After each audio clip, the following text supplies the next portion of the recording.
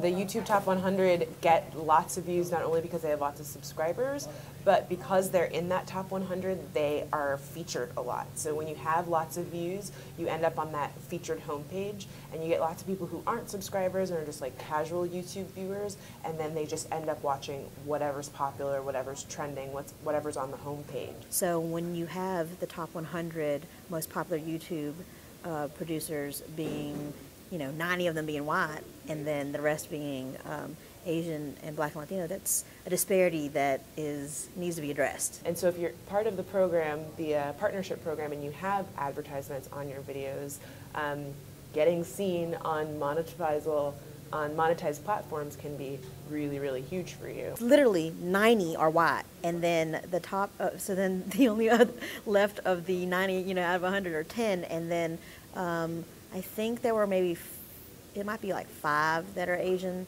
and then 2 or 3 that are Black, and 2 or 3 that are Latino. So it's sad.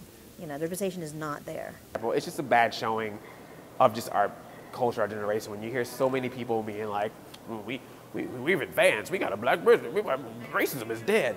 I go read YouTube comments. The hater comments that I get are different from white content creators because they're generally centered around my race. Now, hands down, they're busting out the N-word, they're busting out every other racial slur they can think of. Everything is about race, race, race, race, race. You're a black bitch, dropping the N-word, making comments about my hair, or making comments about the way that I speak. Yeah, I think it's a taboo thing to say, but I do feel like that people of color on YouTube do have to work a little bit harder to be seen. To show that you are relatable to people outside of your race. It's tough. You have to try a little bit extra hard. And not only against people, but against dogs and babies. Dogs, babies, white babies, and cats, and crazy stunts, smacking somebody in the face. All that takes precedence over black people when it comes to YouTube.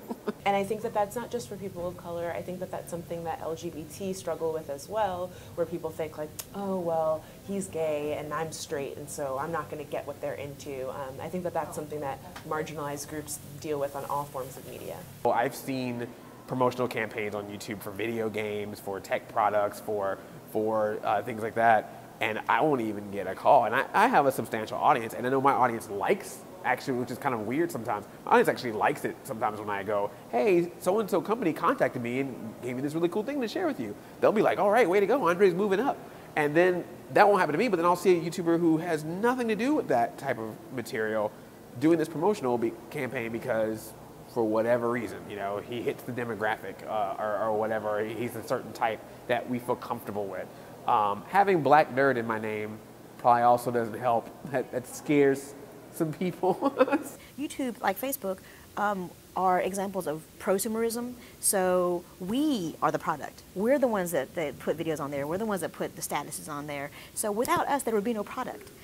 So in order for YouTube to want to encourage additional product, different product, diverse product, they should go into the schools and talk to the administration there about how to get younger folks to want to video their lives, to want to video maybe a problem that they're working on, and show them how to actually literally, video themselves. And then don't stop there, but also how to upload, how to edit, how to, add different backgrounds, and it's there. I mean, I think that it's just showing folks how to do it is what's necessary. And then kids are creative, and then it'll be a whole other generation of folks who can see themselves mirrored on YouTube. And we're talking about specifically about YouTube, but again, I'm hoping this is a change of larger culture and that will show up in the media,